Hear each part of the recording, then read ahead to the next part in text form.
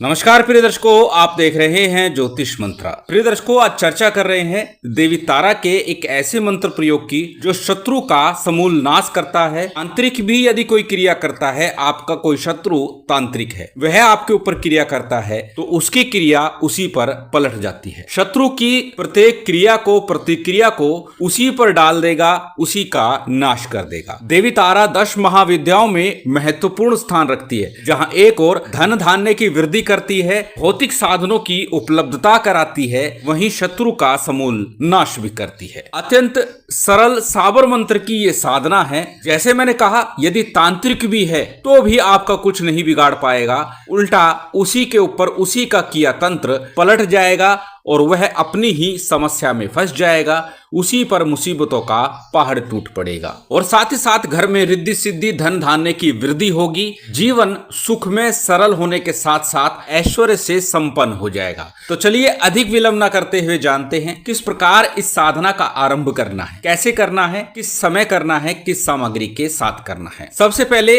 हमेशा की तरह बात करेंगे साधना प्रयोग के लिए प्रयोग की जाने वाली सामग्री की। सामान्य पूजन सामग्री सभी आपकी स्क्रीन पर लिखी हुई है, इसमें जो भी आपके पास उपलब्ध हो वो ले लीजिएगा। साथ ही साथ देवी तारा का एक यंत्र लेना है, काली हकीक माला या नीले रंग की हकीक माला का प्रयोग करना है। प्राण प्रतिष्ठित यंत्र और माला होनी चाहिए। प्राण प्रतिष्ठा विधि साबर मंत्रों के द्वारा मैं दे चुका हूं। उन मंत्रों का प्रयोग करके आप अपनी माला को, यंत्र को, तावीज को प्राण प्रतिष्ठित चैतन्य बना सकते हैं। उस वीडियो का लिंक आपको डिस्क्रिप्शन में मिल जाएगा, वहां से उस वीडियो को देख सकते हैं। साबर मंत्रों से प्राण प्रतिष्ठा इस नाम से वीडियो डला हुआ है, सर्च भी कर सकते हैं। उन मंत्रों के द्वारा अवश्य ही आपकी माला, यंत्र और तावीज प्राण प्रतिष्ठित चैतन्य हो जाते हैं, जागृत हो जाते हैं। सामग्री के बाद बात करते हैं किस दिन किस समय साधना का आरंभ किया जाए। तंत्र की देवी है, तंत्र साधना के लिए सर्वोत्तम समय है रात्रि का समय। तो ये साधना रात्रिकालीन साधना ही है, अर्थात सूर्यास्त के बाद इसे किया जा सकता है। सर्वोत्तम होगा रात्रि 10 बजे के बाद, जिसे महानिशा काल कहा जाता है, उस समय में साधना को किया जाए। आसन और वस्त्र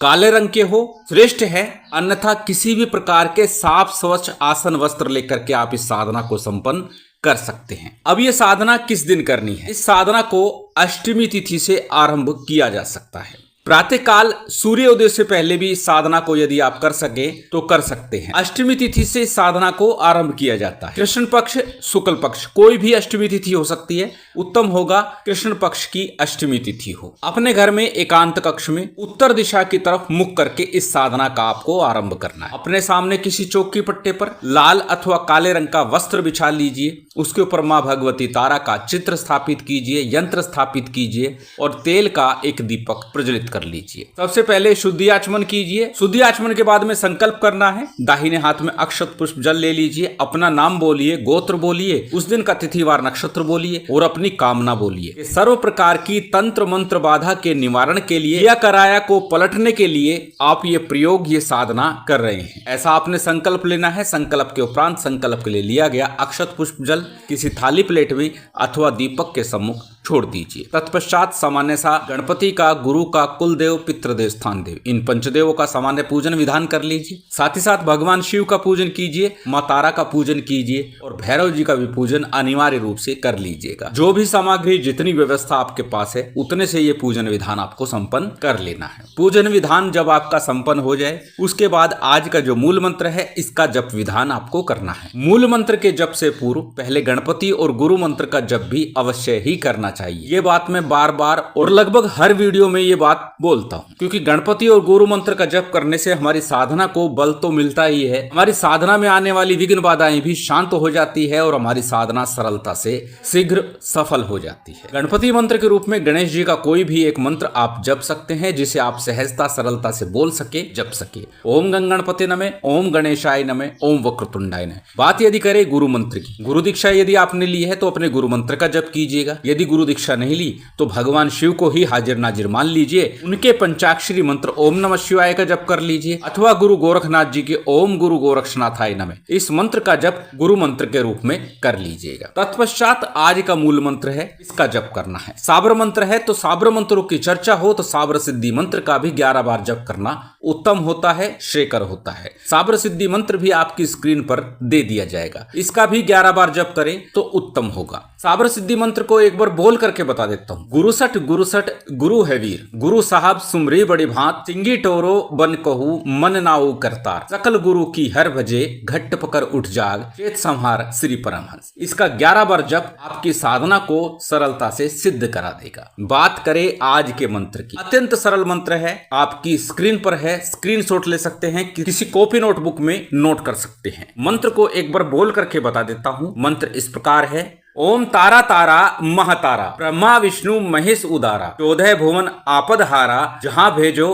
तहाँ जाही, बुद्धि रिद्धि ल्यावे, तीनों लोक उखाल, डार डार न उखाले तो अक्षोभे की आन, सब सो कोस चहु ओर, मेरा शत्रु तेरा बलि, खे फट फुरो मंत्र ईशोरो वाचा। मंत्र को पहले अच्छे से कंठस्थ कीजिएगा। जब मंत्र आपको अच्छे से कंठस्थ हो जाए उसके बाद जब साधना करते हैं तो साधना में पूर्ण ध्यान लगता है, मन लगता है, साधना शीघ्र फलीभूत हो जाती है। इस मंत्र का जप करने मात्र से शत्रु मुसीबतों में घिर जाता है। इसमें एक शब्द आया है, उसी से आप समझ लीजिए कि मेरा शत्रु तेरा बलि, अर्थात शत्रु बलि चढ़ जाता है, उसकी मृत्यु तक संभव हो जाती है। तो अक्सर मैं बोलता हूं किसी के जीवन को हानि हो ऐसा तो प्रयास कभी नहीं करना चाहिए। बस कामना यही रखना कि मेरा शत्रु मेरा पीछा छोड़ दे और मेरे कार्यों में विघ्न डालना छोड़ दे। परंतु यदि कोई बार बार विपरीत प्रभाव कर रहा है, कोई तांत्रिकी है, फिर उसका अपने आप ही कितना बुरा होगा वो खुद भी नहीं जानता होगा। इस मंत्र का आपको